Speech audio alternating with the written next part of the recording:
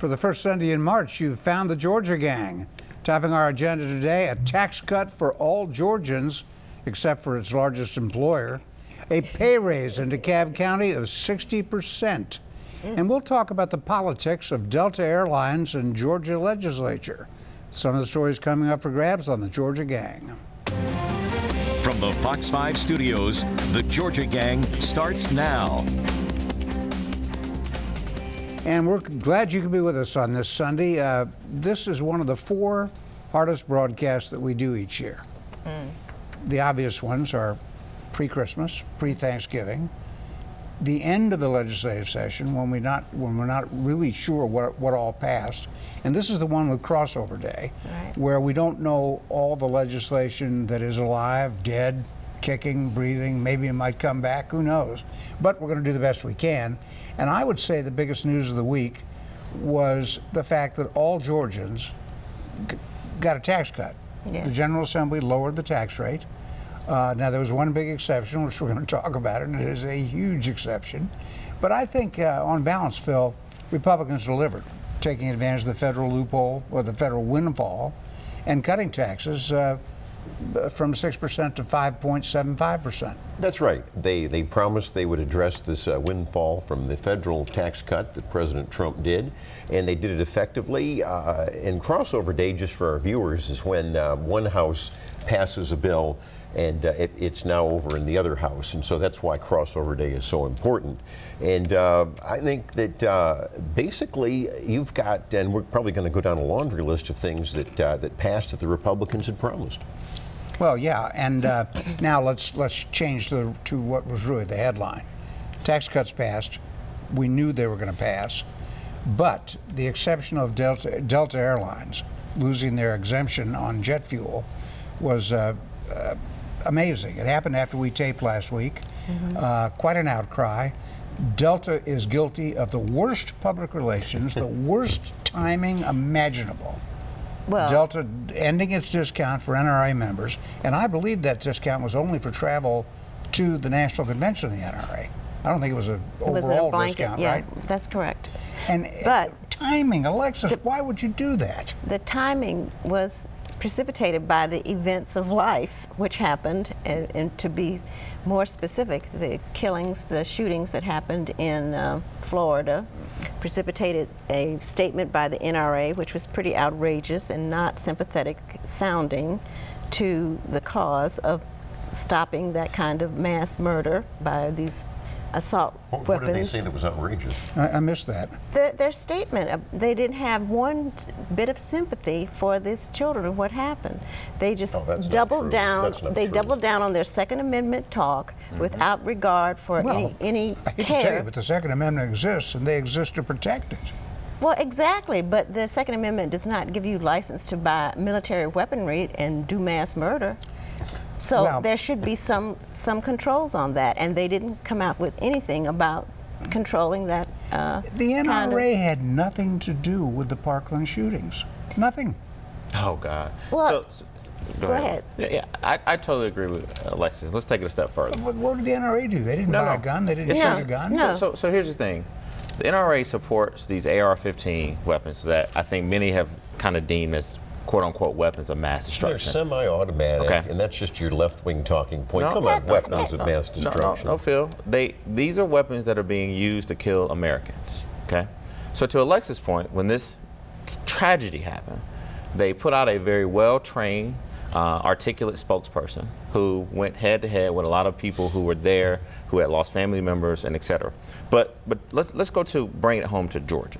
That's what I'd like to do, thank you. You now have what you've seen that all really started back years ago with Phil's favorite person, Richard Anderson, who called on the state legislature to do something about transit. So this is when you started to see a little bit of back and forth between the legislature and Delta.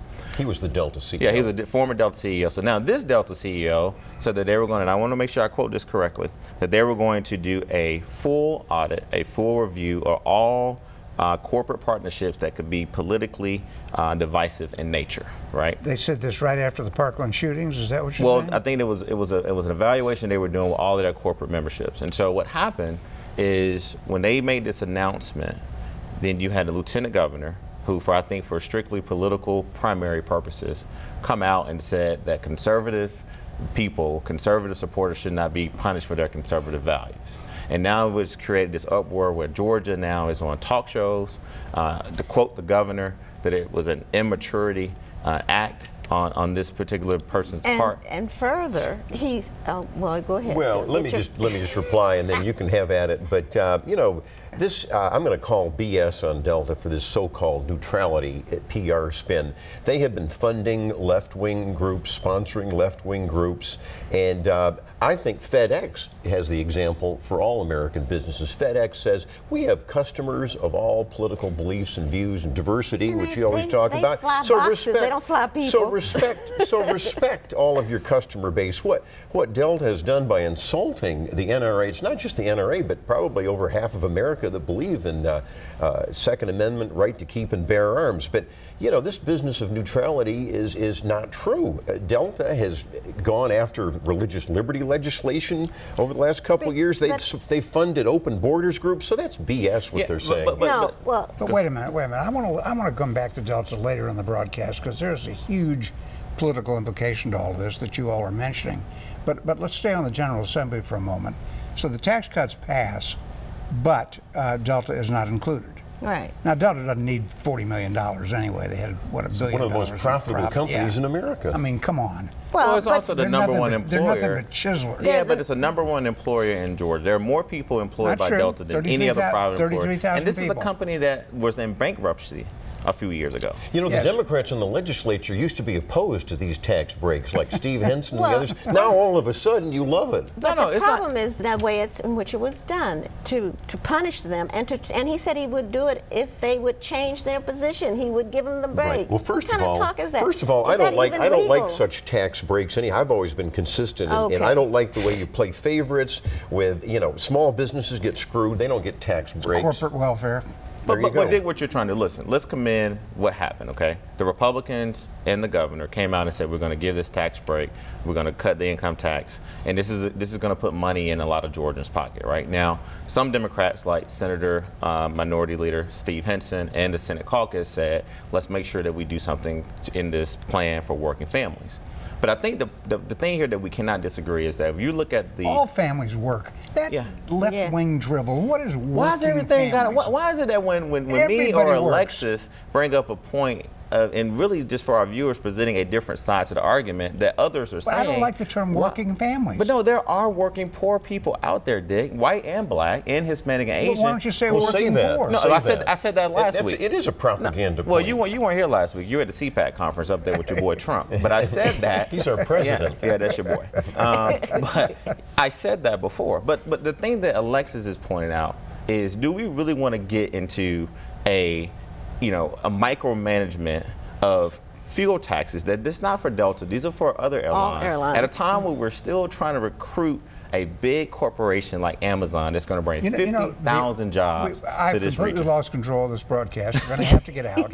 But I will say this. In the last week, watching the flap over Delta Airlines, a moment hit me. I don't care about Amazon.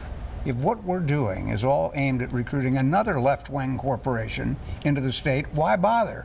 I mean, because it'll make the world a better place. Well, that's why. Employment now. I think we do enjoy a great reputation as the #1 place to do business, and all 50 states have these political squabbles. The governor pointed out, this is part of our diversity. We have people have opinions like you and then me and Dick, and so that's the way Georgia is. Right. And I don't think that's a big deal when it comes to recruiting business. Well, I hope so, and I hope Jeff Bezos takes a look at it from the Amazon perspective in the same way. I worry more about the lack of transparency as to what's going to be given away. Anyway, we set out, what a great host I am. We set out to discuss all the bills that moved through the General Assembly, and we never got off Delta, and we're coming back to Delta.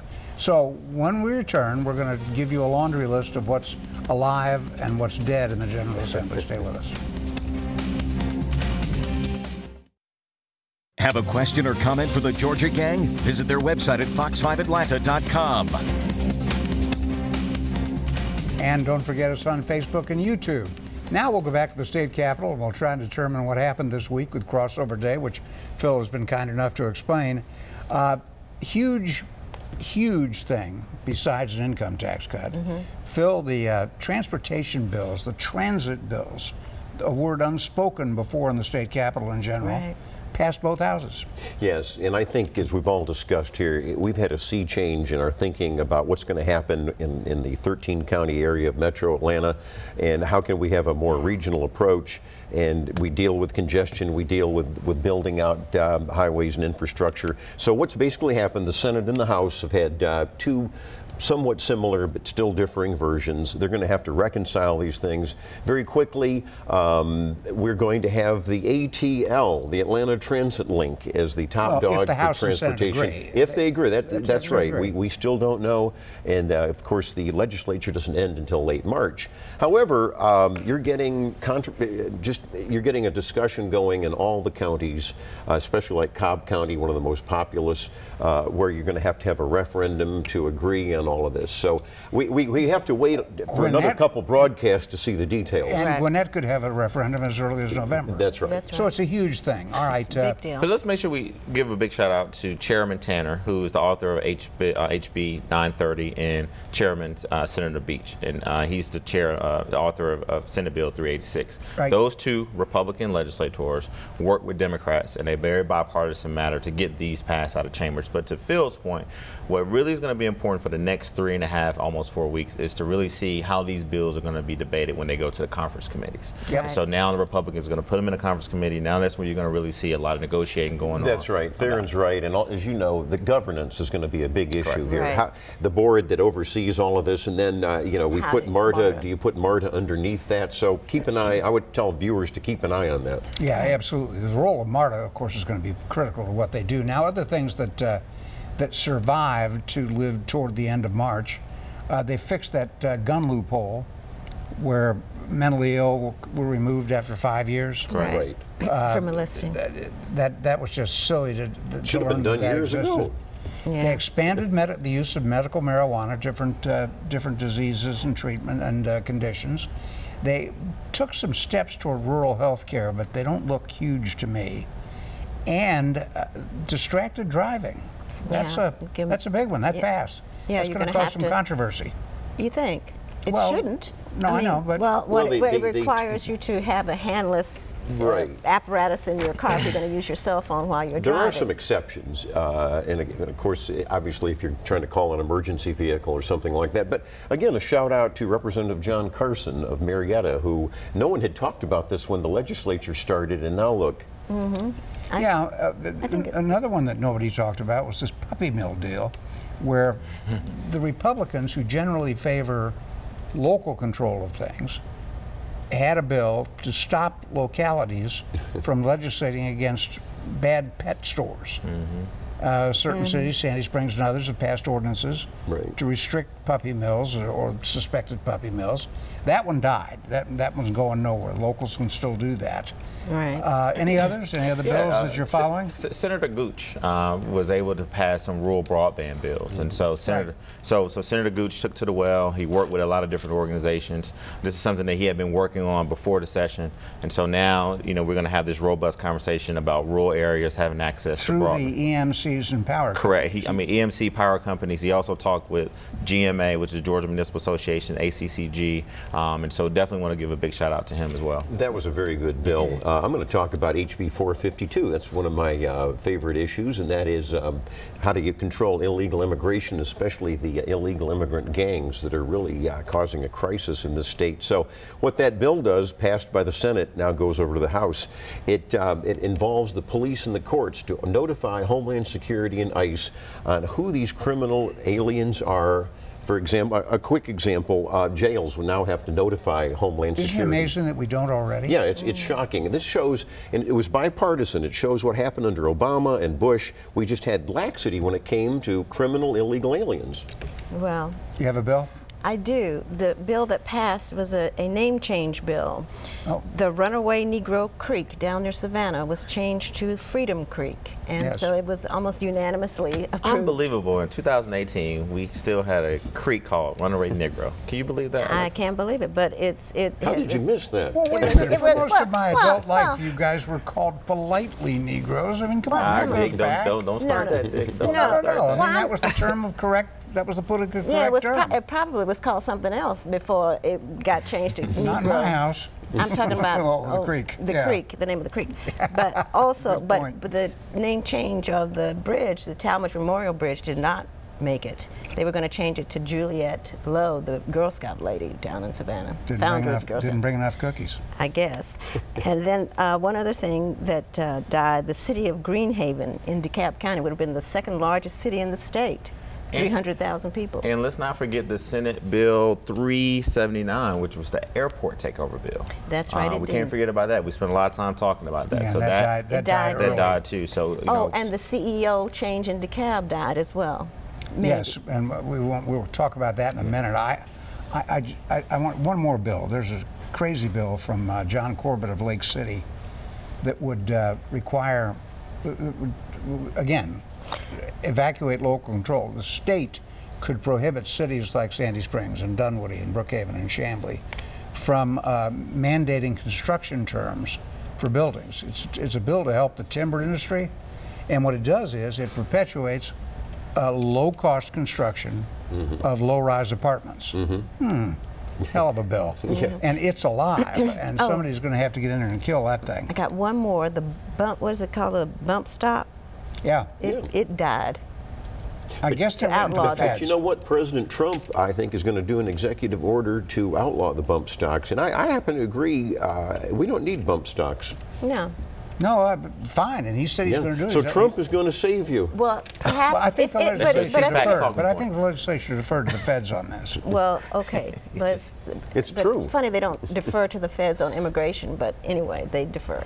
Okay. All right. Well, when we come back, we'll try to get a handle on the rest of the local news, including a 60% pay raise for the cab commissioners. You've got to be kidding. Stay with us.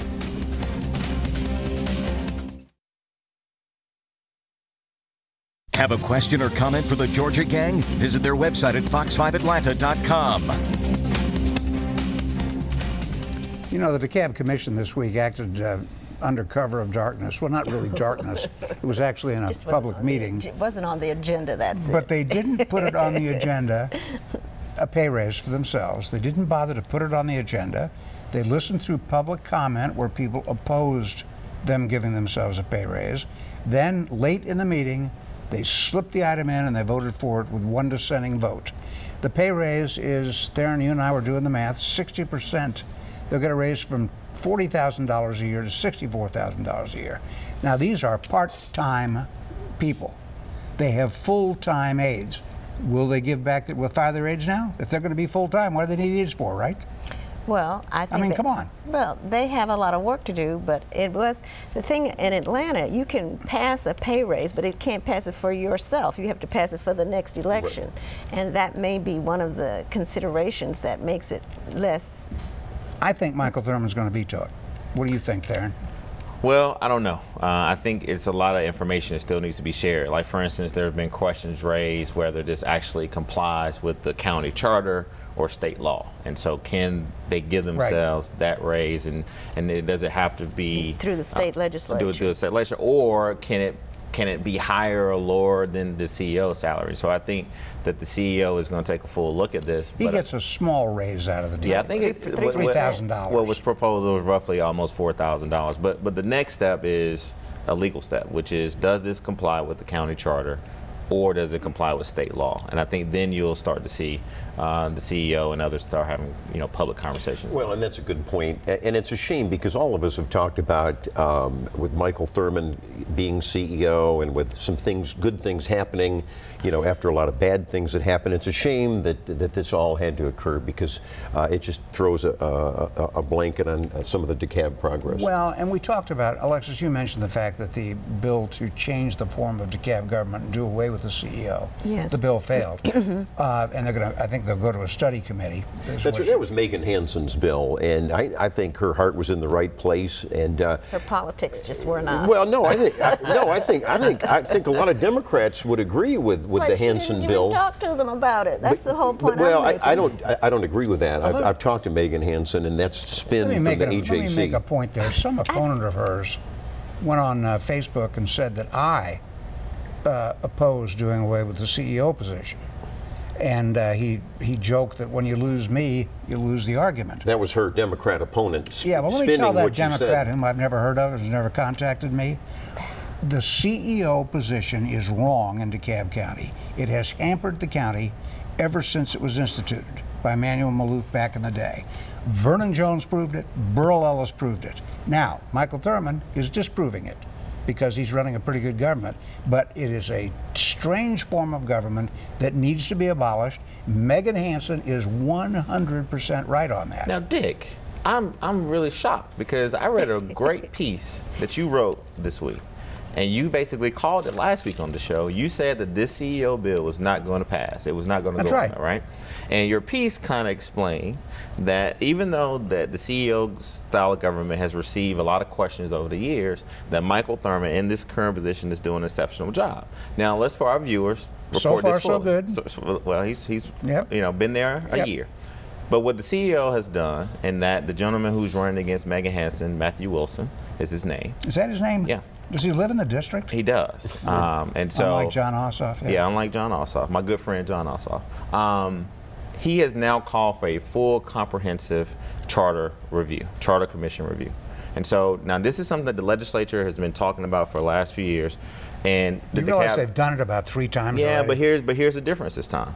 The CEO himself is saying that I'm going to say, not only do we need to look at the form of government, just the CEO's position, we need to look at the entire form of government in DeKalb County. And so I think to come on the show and just give Megan Hansen all this credit, who we know Phil talks to, and this is his protege. I questioned her timing. It was the timing, and how it was done. No consultation, but more importantly, we know what it was about. It was preventing her from having a Republican challenger. And she actually believes this. I know you don't buy that, but she actually is sincere. But don't so do I. But don't you think? Yeah, but don't you think you ought to involve the local delegation in that's looking not. at it? That's or not, maybe reach out to all the members of the local delegation want the job. Or even talk to the CEO. The CEO well, don't was you never think if consulted. you wanted to do someone's job, that you would at least Why have should the you decency consult the to talk to CEO? them about She said, you always talk about, let's start the conversation.